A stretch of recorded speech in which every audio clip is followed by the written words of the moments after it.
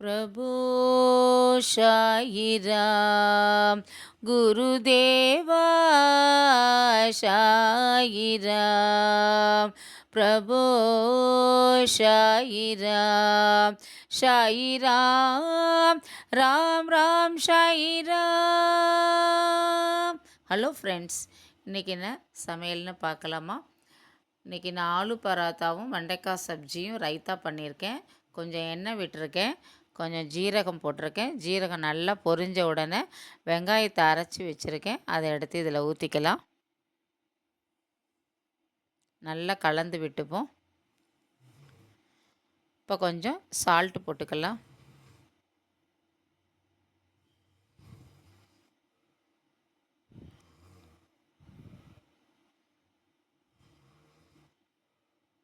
இப்போ நான் கொஞ்சம் மஞ்சத்தூள், தனியாத்தூள், கொஞ்சம் மிளகாய்த்தூள் போட்டுக்கலாம். போட்டு இது நல்லா இப்போ கலந்து விட்டுப்போம்.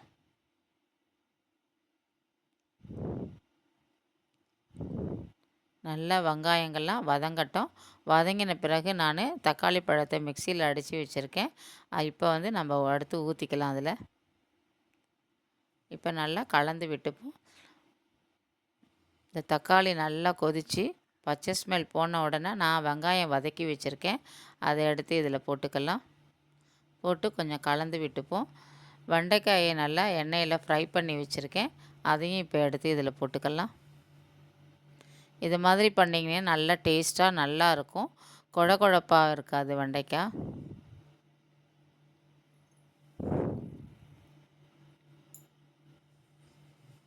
நல்லா வேகட்டும். இப்போ நான் மேத்தி இலை கொஞ்சம் போட்டுக்கிறேன், வாசனையாக இருக்கும். இப்போ நான் கொத்தமல்லி கட் பண்ணி வச்சுருக்கேன், அதையும் எடுத்து இதில் போட்டுக்கலாம். போட்டு நல்லா கலந்து விட்டுப்போம்.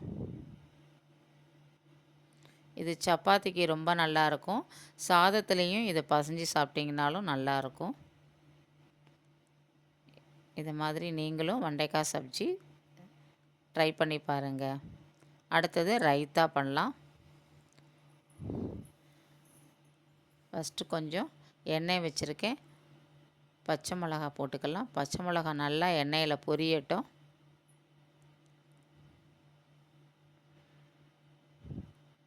இப்போ கொஞ்சம் கடுகு போட்டுக்கலாம். கடுகு நல்லா வெடிக்கட்டும். சின்ன சின்னதாக நான் வெங்காயத்தை கட் பண்ணி வச்சுருக்கேன். கடுகு வெடித்த பிறகு இப்போ அதை எடுத்து அந்த வெங்காயத்தில் போட்டுக்கலாம்.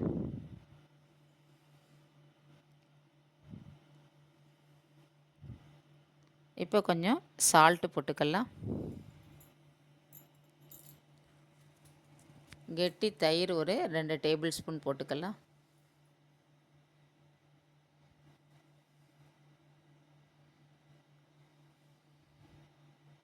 போட்டு நல்லா இதை மிக்ஸ் பண்ணிப்போம். ரைத்தா ரெடி ஆகிடுச்சு. சப்பாத்திக்கு இது ரொம்ப நல்லாயிருக்கும். ஆலு பரோட்டாவுக்கு சூப்பராக இருக்கும். இப்போ அடுத்தது நம்ம ஆலு பராத்தாவுக்கு அந்த பூரணம் எப்படி பண்ணலான்னு பார்க்கலாம். உருளைக்கிழங்கு வேக வச்சு தோலி உரித்து வச்சுருக்கேன். கொஞ்சம் சால்ட்டு, கொஞ்சம் ஜீரக பொடி போட்டுக்கலாம்.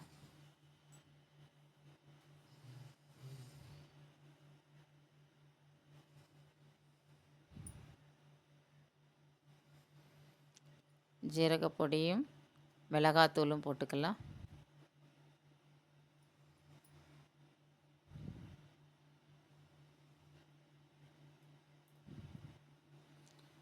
கொத்தமல்லி சின்ன சின்னதாக கட் பண்ணி வச்சுருக்கேன், அதையும் எடுத்து இதில் போட்டுக்கலாம்.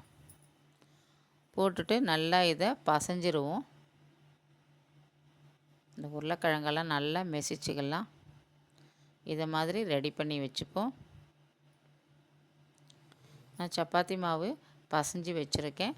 நல்லா ஒரு 1 ஹவருக்கு மேலேயே ஆறுது மாவு. பாருங்கள், இப்போ நல்லா சாஃப்டாக இருக்குது பாருங்கள். இப்போ கொஞ்சம் மாவு எடுத்துக்கலாம். எடுத்து நம்ம சப்பாத்தியாக திரட்டிக்கலாம்.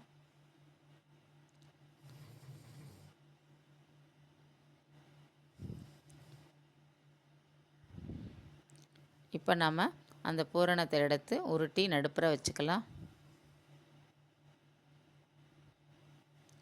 சுத்தூரியும் அப்படியே அழகாக ஃப்ரில்ஸ் மாதிரி அப்படியே மடித்து கொண்டு வந்து இதை மூடிக்கலாம்.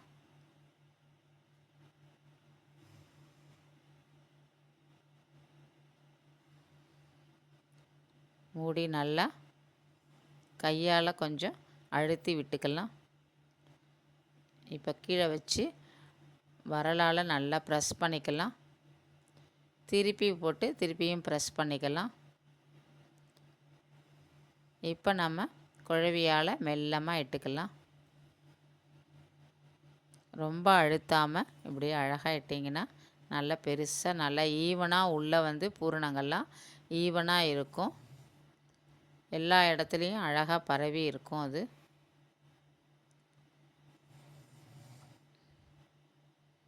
இப்போ நான் தோசைக்கல் போட்டிருக்கேன். தோசைக்கல் நல்லா சூடு வந்த பிறகு இதை எடுத்து போட்டுக்கலாம். சுற்றிவரையும் கொஞ்சம் நெய் விட்டிங்கன்னா நல்லா வாசனையாக இருக்கும். உங்களுக்கு நெய் பிடிக்கலன்னா நீங்கள் எண்ணெய் கூட விட்டுக்கலாம்.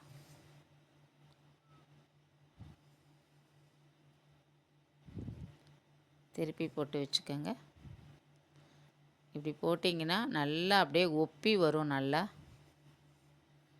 சூப்பராக ஒப்பி வந்திருக்கு பாருங்கள். ரொம்ப நல்லா டேஸ்ட்டாக நல்லா இருக்குது. செய்கிறதுக்கும் ரொம்ப ஈஸி தான். ஆலு பராத்தா ரெடி ஆயிடுச்சு. ரைத்தா, வெண்டைக்காய் சப்ஜி, ஆலு பராத்தா. Thank you friends.